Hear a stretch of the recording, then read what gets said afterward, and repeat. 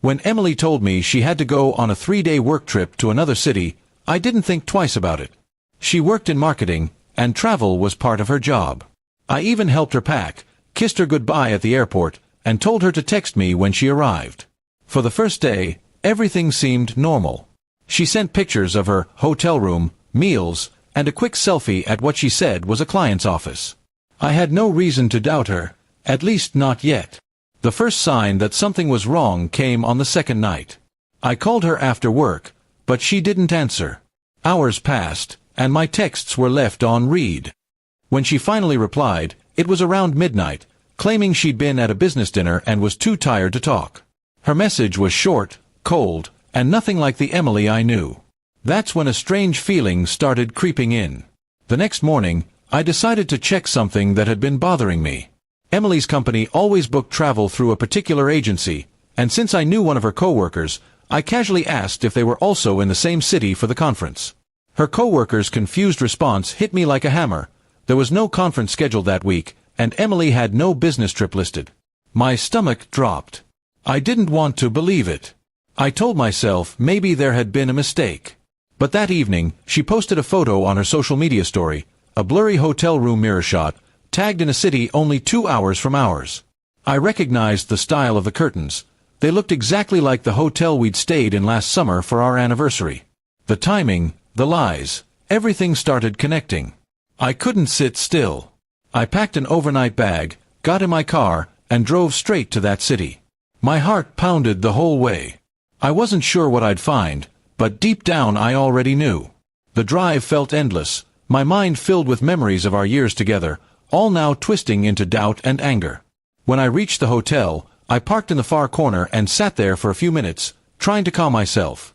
I walked into the lobby and asked the receptionist if someone named Emily Parker had checked in. She nodded politely and said she was staying in room 308.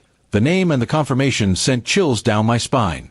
I thanked her and went upstairs. Standing outside room 308, I hesitated. My hands trembled as I knocked. No answer. I tried again. After a few seconds, the door cracked open slightly, and a man's voice said, "Who is it?" My breath caught in my throat.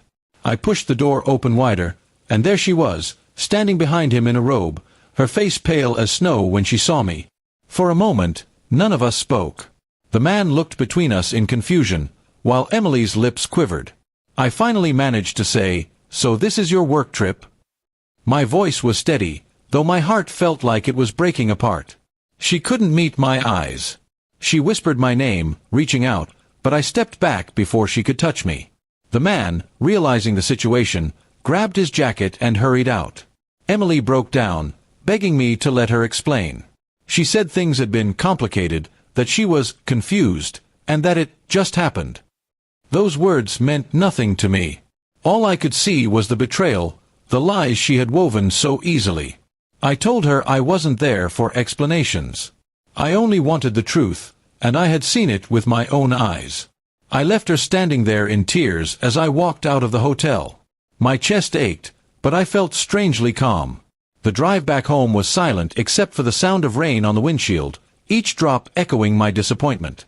When I reached home, I packed her belongings into boxes and left them by the door. The next day, I sent her a message, "Don't come back. We're done." She replied with paragraph after paragraph of apologies, excuses, and promises that it meant nothing. I didn't answer. I couldn't. Over the next few weeks, I focused on rebuilding myself. It wasn't easy. Nights were long, and my thoughts always drifted back to what happened. But slowly, I realized that I wasn't losing love, I was losing a lie. The woman I thought I knew never existed the way I believed.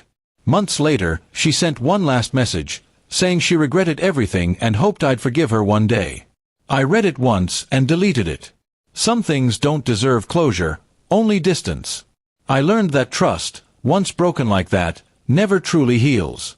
Now, when people ask why I don't believe in blind trust anymore, I just smile and say, because I once drove to a hotel to find out the truth.